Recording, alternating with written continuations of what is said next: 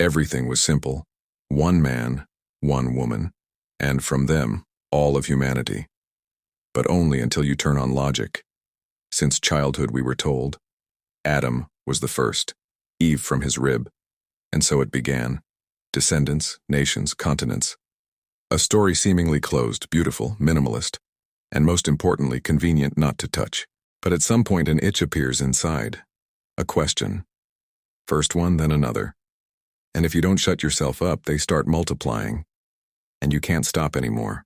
If Adam was first and Eve was part of him, then they had the same gene. A single DNA. No variation, no mix, no novelty. By the laws of modern genetics, their children would already be a risk. And their children's children, a biological trap. This isn't development, this is code self-consumption, inbreeding, a genetic loop. A system where error isn't just possible, it's inevitable. But on the planet there are billions of faces, shades, predispositions, billions of differences. Even within one family, two children can be completely different. You want to say all this came from one pair? Second question. Where are the others? After the birth of Cain and Abel, we suddenly read that Cain had a wife. Wait, what wife? From where? If he's the first son, if apart from him there's only a brother, and women are not even mentioned, then where did she come from? Either we're missing something or the story wasn't as simple as we were told. Third question. Why the rib exactly? Why not a hand, or hair, or a tear? Why not create separately, in parallel? Why from him? It looks like a symbol of subordination, of dependency, and this looks less like love, more like a construction. Maybe the story of the rib is not the start of a lineage, but the start of a program, the start of a hierarchy where woman is extracted from man, where dependency was coded in from the beginning, embedded as the norm, not as love but as architecture. Fourth question. If they're the first, where did so many clones come from? Where in this equation are classes, traits, regions, body forms, mutations, peculiarities? If you start with one pair, for a billion unique bodies to appear would take millennia of genetic evolution. But something went faster. Too fast. Too diverse. Too incompatible. This means someone added variables, inserted genes, or added other pairs. Maybe we're not just from Adam and Eve. Maybe we're from several lines, from different laboratories, from different origins, and Adam and Eve are just a version. Convenient, understandable, the one that fits into a children's book. Have you ever wondered why our bodies carry a liquid with clearance levels? Blood, red, alive, carrier of life, and at the same time a blockade. There are 4 groups. There's a Rh factor. There's the notion of compatibility. But no one explains why in a single species, in a single biological structure, nature decided to create incompatible systems. If you try to save a person's life with blood of a different group, you can harm them, up to death. Not because you're bad, but because your blood does not accept theirs. Your blood doesn't speak. Your blood is foreign. How does this align with the idea that we all supposedly come from one source? First blood group, hunters, rough, strong, universal, able to give to all but not receive from all. A blood type as if tailored for survival, strength, movement, aggression, instinct. Second, farmers, appeared later, those who began to adapt. A type in which energy stopped bursting outward. It went inward, into acceptance, into control. Third, nomads, flexible, adaptive, shifted. They're not tied to a root, but they don't live by conflict either. Already a modification, a combination. Transition people. Fourth, rare, foreign, mixed, mysterious. Some scientists even call it anomalous. It seems not from here. Unlike any other. As if something was added that the others don't have. And now the Rh factor. Did you know that a negative Rh factor occurs only in a very small percentage of people, and that it can create conflicts even within one family? A mother may not accept her child. The body attacks the fetus. Nature rejects its own. This is not random. It's as if someone deliberately built in a prohibition on mixing. If we were one family, why install mechanisms that prevent us from uniting? Why within one race can one person be incompatible with another at the cellular level? Now imagine, if you want to create a society where no one should become one, where ours cannot unite with others, you do exactly this. Blood labeled, does not fit. And the most important thing is we accept this as normal. We don't even wonder. You can't donate blood to everyone? Fine. Just different groups, just biology. No. This isn't just biology. This is one of the smartest blockages in the matrix. You can talk, hug, believe in the same gods, but at the body level, you're foreign. And if someone inserted this into the code of our lives, it means someone really didn't want us to become a single species. You speak another language. You're foreign. You live across another line. You're already not your own. And no one even remembers who came up with these borders. Imagine two people, two brothers. They lived, talked, laughed, understood each other without words. Until one day, they quarreled, and one offended turned and left. Not just silently, but with a clear plan. I'll invent my own words, my own verbs, my own accents so you'll never understand me again. And that's how language was born. Sounds like a joke? Look around. Hundreds of languages, hundreds of accents, hundreds of ways not to understand each other. There are more than 7,000 languages in the world, systems of exceptions, grammar, syntax, tenses, conjugations. And the main thing, each nation considers its language primary and the others difficult. Our language is logical. Theirs is impossible to learn. But stop. If we're all from one pair, if all humanity came from one lineage, if we're a single species, why don't we speak one language? You think language evolved naturally, right?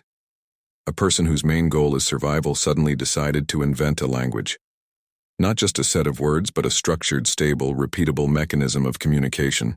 With verbs, with gender and number agreement, with tenses, with idioms, with phraseology, with rules and with exceptions to rules. This isn't even conversation. This is code. Have you ever learned a language from scratch? You feel stupid? You don't understand how they speak like that? You don't understand why exactly like that? Because it's not logic. It's a separate firmware designed not for understanding but for separation. Now a question. Who approved all this? Who decided this language will be national? This one disappearing. This one forbidden. This one sacred. This one primitive. Who handed out the labels? Language became a flag. The flag became a divider. You speak differently and you're no longer one of us. You can be mocked, removed, replaced, because your sound is wrong. At some point, language stopped being a means of connection and became a weapon of identity. Say a word with an accent, and people have already defined who you are. Not by your gaze, not by your action, but by your sound. And it works. It's worked so long that no one even remembers how we started speaking differently at all. Maybe languages didn't arise. Maybe they were implanted as a barrier, as noise, as white noise between souls, so that no one would truly hear anyone else, so that people would remain strangers forever, even when looking into the same eyes. You walk up to a line, look at the field, and they tell you, you can't go there. Why? Because on the map, there's a line. Have you ever wondered where borders even came from? Not figuratively, but literally. Why is this field yours and beyond the bush no longer yours? Why is one side of the river one side and the other completely different? Who decided where one's freedom ends and another's sovereignty begins? Once there were no countries on this planet, no flags, no passports, and only Earth, and a human being upon it. But at some point, one chief approached another and said, "Listen, let's agree. From this mountain to that river is yours. Beyond that is mine." And the second replied, "All right, but let's draw a line so that mine don't go there and yours don't come here." And so the first invisible line appeared, a line now considered more real than the earth itself. Centuries have passed, but nothing has changed. Now you take a map and see lines, squares, fragments. Each piece of land like a puzzle you're not allowed to move. Even though the earth itself has no idea it's been cut apart. Now look how it works. You walk through a forest, a steppe, a desert. The same wind, the same grass, the same sun. But at some point you cross an imaginary line, and the world changes. A different language, a different flag, a different law, a different look at you. 100 meters ago you were simply a human. Now you're a foreigner. Why? Why does the border run here and not 100 meters further? Why along the river and not the tree? Why are you one of us in this village and a stranger in the next? One answer. It was decided. Once. By someone. Without you. And now you live by rules written without your participation. On the land you were taught to be proud of but forbidden to share. You can't just go further. You need a passport, permission, a stamp, a signature, all just to cross to the other side of a field. Borders have become not protection but prison markings. They don't guard the land. They guard the illusion of differences. You live in a system where a distance of 100 meters can turn you into a threat, an illegal, an invasion. But if you could look at Earth from above, without lines, without flags, without texts, you'd see the whole planet is one. Always was. Always will be. Borders are not real, yet they're guarded as sacred. From childhood we laughed at jokes, seemingly harmless, each with 3 heroes, 3 races. Always one is smart, one is stupid, one is just who knows what. And no one asked why exactly so, we just accepted it. Well, of course, he's that kind. And that one, they always act up. And this one? Oh, typical, all clear. They handed us roles, and we never tried to rewrite them. At school we were told skin color was all because of the sun. They lived in a hot climate, so their skin darkened. Sounds logical. But why then did their eyes narrow? Because they looked at the sun too much. Really? Then why do people in cold countries also have dark skin sometimes? Why do some in northern regions have dark eyes, curly hair? Why are we still in the 21st century explaining genes like a child's drawing? The truth is we don't know, and the system does not give that knowledge. Instead of truth, we were given a template. First external, skin, eyes, nose shape. Then behavioral. Ah, if he's from there, he'll act like this. Then linguistic. Ah, he doesn't speak like us, it's all clear. Have you noticed how fast we draw conclusions? A person just walked in, and in your head you've already arranged everything. Their nation, their intellect, their level of spirituality, their danger, their dignity, all, just by their face and the sound of their language. We don't even try to see the essence. If someone speaks unclearly, we automatically underestimate them. Don't understand means stupid. Doesn't speak like us means undeveloped. Yet at that moment, before you may stand the most conscious, awakened, pure person, but you simply didn't recognize them. Because in your value system, their accent is a defect. And that's it. They're no longer interesting. This is exactly how the blocking of depth works.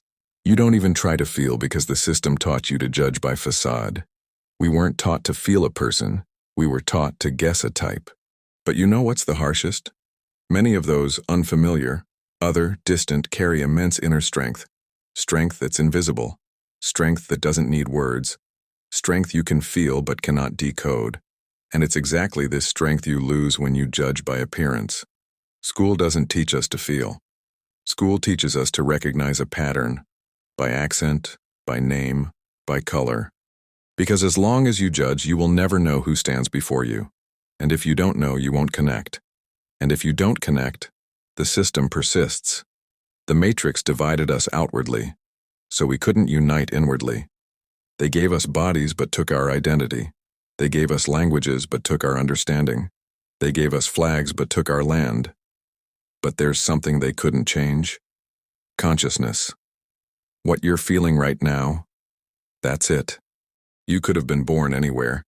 In any country, any family, with any accent, any skin color, any flag on your passport. But all of that was invented. Not by you. Not even by your parents. It was before you. It was for you. Everything you know about yourself was first told to you. You're this, you're from there, you must, you can't. But who decided that? And why did you believe it? Maybe you're not a nation, but a spirit. Maybe you're not a race, but a pulse. Not a language, but a vibration. Not a religion, but an inner light. Everything you were taught could have been a lie. And maybe it was. It doesn't matter in which language you understood this. What matters is that you understood. You can forget facts. You can forget chapters. But you won't forget the feeling when reality started trembling under your thoughts. Maybe this whole world is programmed. Maybe it's all fiction. But if you've awakened, then you're the one writing the next script. And no one can assign you a role anymore. Because you're now outside the casting. You are the director. Thank you. Each of you who listened, watched, felt. You're not just viewers. You're participants in this story. Without you, it wouldn't have sounded.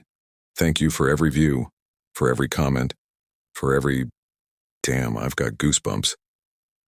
This is about me. I thought only I felt this. You're here, so it wasn't for nothing.